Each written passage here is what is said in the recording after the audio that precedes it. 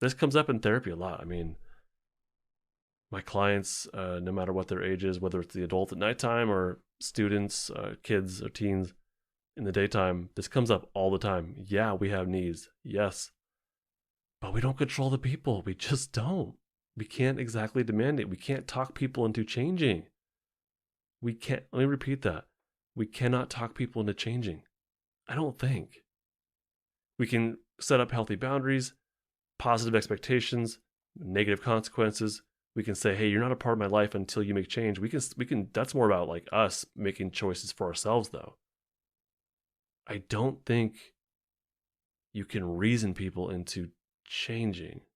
They kind of have to be at least open to that in the first place. But a lot of the people I work with, they say, well, I tell them this and I tell them this and I tell them this. And it's like, yeah. And does it help? No, because we don't control the people. They kind of have to be open to that. Like, it's just true. I don't know any other way around it. Yes, you need co regulation.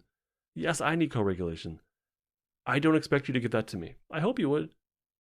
But I'm going to do the best I can to give it to you and to everybody else that I can. That starts with me. I'm going to be as self regulated as I possibly can. And I hope you would make the same commitment. And hey, like if enough of us do that, I think it's a much different world personally.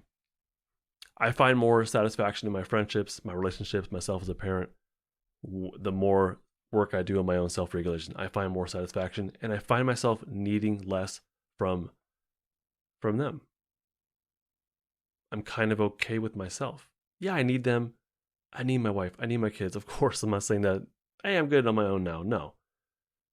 But the amount of, I don't know the right word. The amount of need, I don't know. It's just not as intense. It's not as much.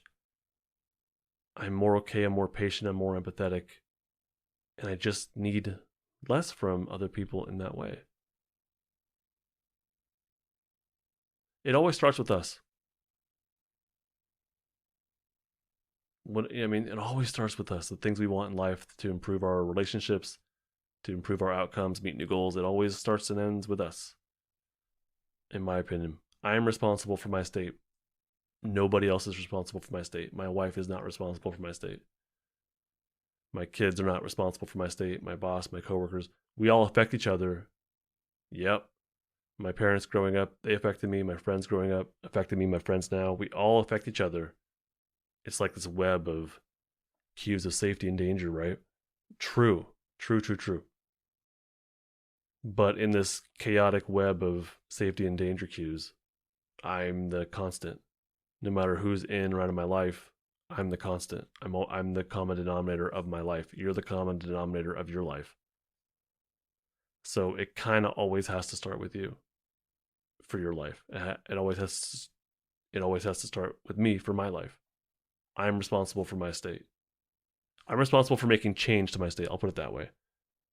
Someone who affects our state in a very negative way, I would argue they bear responsibility, but when it comes to getting out of that stuck defensive state, when it comes to making change in our own lives, that is on us. That's what I would say. That's the caveat I would make there. So when it comes to our loved ones, our partners, spouses, yeah, we need stuff from them. I hope they're willing to work with you, but they might not be, and that's kind of out of our control, honestly. And so it's just like, well, what are you gonna do about it? That's really what it comes down to. Is it's your life. These are the people in your life. What's the next step? What are you gonna do about that? And I would really encourage you to be self-regulated as possible, and then answer that question. Because if you answer that question in a fight state, it might not be a good answer. So be as self-regulated as you can, and then say, this is who is in my life. This is how they are.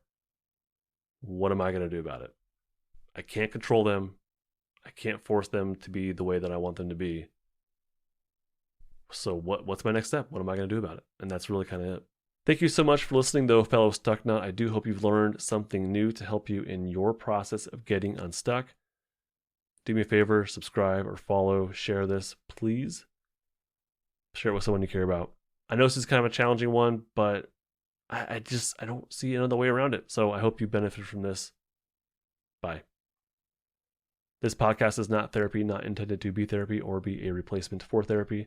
Nothing in this creates or indicates a therapeutic relationship. Please consult with your therapist or seek for one in your area if you are experiencing mental health symptoms. Nothing in this podcast should be construed to be specific life advice. It's for educational and entertainment purposes only. More resources are available in the description of this episode and in the footer of justinlmft.com.